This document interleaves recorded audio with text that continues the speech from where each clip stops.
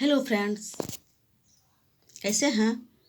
हम देख रहे हैं कक्षा 3 यानी क्लास 3 के लिए हिंदी पाठ्य पुस्तक विद्याश्री। इसमें आज हम देखेंगे लेसन 2 यानी पाठ 2, लालच का फल। लालच लोभ करना, फल के दो अर्थ होते हैं। यहाँ पर है लालच का फल यानी परिणाम। लोभ का क्या परिणाम होता है। तो फल का दूसरा अर्थ होता है जो पेड़ पौधों में लगते हैं यानी फ्रूट्स जिसको आप बोलते हैं। तो लालच का फल नहीं कि लोभ करने का परिणाम क्या होता है। लोभ करने का परिणाम जो है, लालच का फल जो है हमेशा बुरा और दुखदाई ही होता है। यह इस कहानी का मुख्य सार है और इस कहानी के माध्यम से यही शिक्षा दी गई है कि हमें लोभ नहीं करना चाहिए। तो अब कहानी की ओर हम चलते हैं। कहानी क्या है कि प्राचीन समय में हमारे देश में एक राजा राज करता था। वो बहुत नेक और दयालु। नेक का अर्थ होता है क्या? नेक का अर्थ है ईमानदारी और दयालु, दया करने वाला था। वो अपनी प्रजा के लिए हमेशा, प्रजा के सुख दुख की हमेशा चिंता करता और उसकी इच्छा यही रहती थी कि हमारे राज्य में हर व्यक्ति सुखी रहे, किसी को किसी प्रकार का कोई कष्ट ना हो। और उसका मंत्री भी जो था ईमानदार और चतुर था, चतुर चालाक, और उसे राज्य के प्रत्येक बात की खबर यानी कि जानकारी रहती थी। रात में राजा और मंत्री दोनों अपना वेश यानी अपना, उसका वेश मतलब होता है कपड़ा आवरण जो पहनते हैं, उसका जो रूप रंग दिखावा होता है उसको बदल के शहर में घूमते और दोनों यह जानने का प्रयत्न करते कि उसके राज्य में लोग कैसा जीवन जी रहे हैं, कैसे जीवन यापन कर रहे हैं, कैसे बिता रहे हैं। उन्हें किसी प्रकार की परेशानी या कोई दिक्कत तो नहीं है, वो दुखी तो नहीं है। यदि दुखी है तो उसकी सहायता की जाए, जिस कारण जो उसके राज्य में कोई चोरी और बेईमानी नहीं थी। एक रात वो सभी सुखी थे। एक रात जो है वो घूमने के लिए वेश बदल कर जब निकलते हैं तो क्या देखते हैं कि राजा और मंत्री क्या देखते हैं कि झोपड़ी से किसी के कराहना यानी कि दर्द भरी आवाज़ निकालना। तो कराहने की आवाज़ सुनकर राजा अंदर झांक कर देखते हैं। तो अंदर झांक के क्या देखते हैं कि चारपाई पर एक बूढ़ा व्यक्ति लेटा है और वो करा रहा है, यानी कि उसके रोने, दर्द भरी आवाज़ें उसके मुंह से निकल रही थी। और उसके पास में बैठी एक लड़की सिरहाने आंसू बहा रही थी।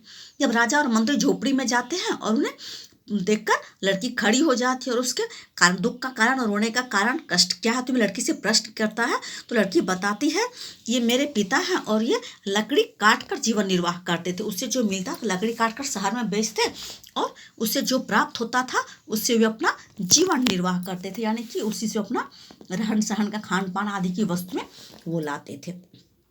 राजा ने मंत्री की ओर देखा और कुछ रुपये लड़की को दे दिया। ये लो बेटी, इससे तुम दवा और खाने पीने का व्यवस्था करो।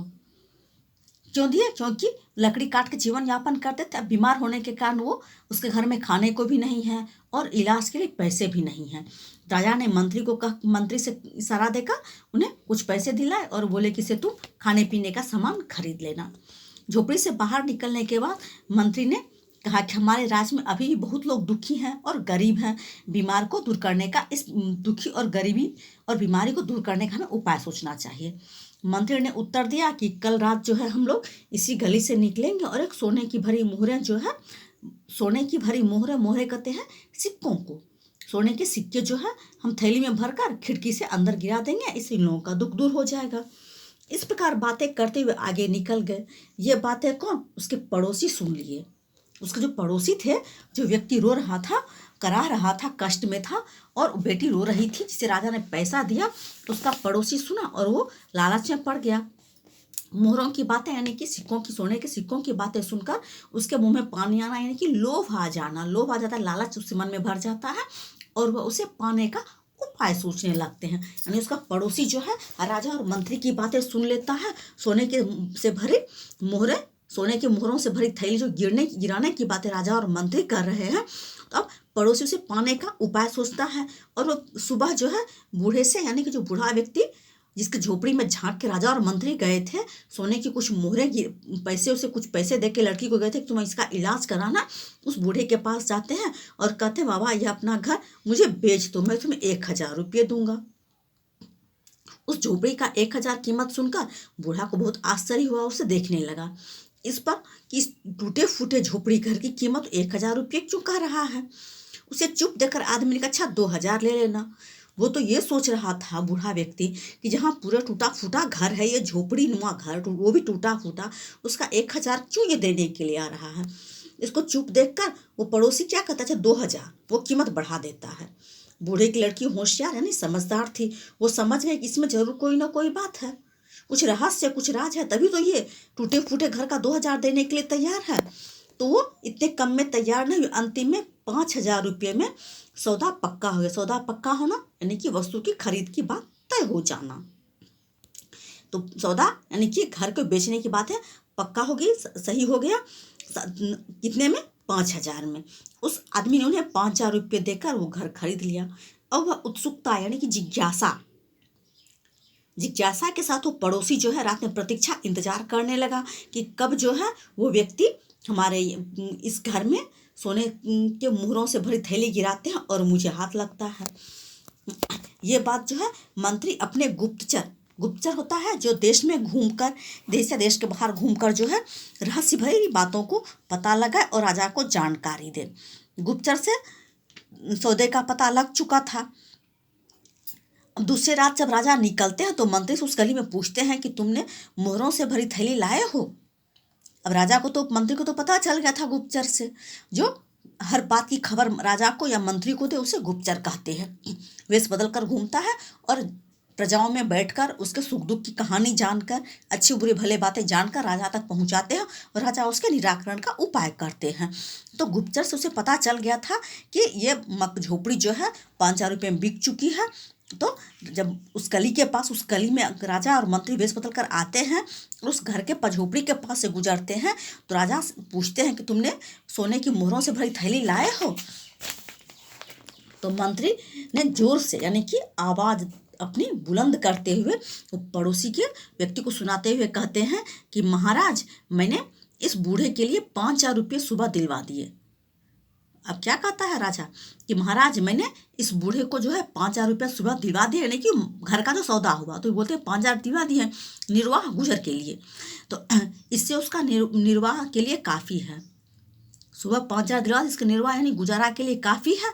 आइए अब आगे चलते हैं, शायद कोई और दुखी मिल जाए। यह सुनकर लालची व्यक्ति जो है अपना सिर पटक लिया। सिर पटकना यानी कि पछतावा करना, सिर पटकना, पछतावा करना, निर्वाह गुजर। तो जब ये व्यक्ति सुनते हैं कि मंत्री जो जोर से बोल रहा है, क्या बोलते हैं कि मैंने सुबह 5,000 रुपये से दिलवा दी निर्वाह के लिए, इसे आवश्यकता नहीं है उसको सोने से के मोहरों से भरी थैली देने के लिए। अब ये जो पड़ोसी उसका सुनता है लालची, वो अपना सिर पटकता है, नहीं पछताने लगता है। सिर पटकना मुहावरा हुआ, इसका था पछताना, पश्चाताप करना। तो वो जो है पश्चाताप करने लगता है कि मैंने बेकार इसका ये झोपड़ी खरीद लिया, अब तो हम फेरे पड़ गए, मेरा 5,000 रुपया भी गया और सोने से भरी थैली भी नहीं मिलेगी। तो वो व्यक्ति काफ़ी दुखी होता है। तो ये कहानी जो है मेरा लालच का फल, इसमें क्या बताया कि हमें लोभ में नहीं पड़ना चाहिए। लालच का परिणाम जो है हमेशा दुख ही देने वाला होता है। तो इस कहानी से हमें क्या शिक्षा मिलती है कि लालच जो है दुख देने वाला होता है, हमें लालच में नहीं पड़ना चाहिए। तो ये है कहानी। अब इसमें हम देखते हैं कुछ कठिन शब्द दिया गया है, कठिन शब्दों की ओर हम चलते हैं और इस कठिन शब्दों को के अर्थ को हम देख लेते हैं। आप इसे नोट करिए और याद कर लीजिए। नेक भला सज्जन, दयालु दया करने वाला, प्रजा जनता पब्लिक जिसको भी बोलते हो तुम लोग अंग्रेजी में, खबर सूचना जानकारी, चतुर होशियार, वेश पहनावा पोशाक, सौदा पक्का होना, खरीदने की वस्तु की कीमत तय होना, कराहना रोना, दर्द से रोना, प्रवेश भीतर जाना, उत्सुकता बेचैनी, प्रतीक्षा इंतजार, गुप्तचर जासूस, निर्वाह गुजारा, सिर पटकना पछतावा करना पछताना। तो ये कुछ कठिन शब्द थे जिसे मैं बुक में दिया हुआ था, यहाँ दिखा रही हूँ। आप इसे नोट कर लें और याद कर लें। तो आगे जो है हम देखेंगे इसके प्रश्नोत्तर को। तो आज बस इतना ही। इसे शब्दार्थ को नोट करें, याद करें। धन्यवाद।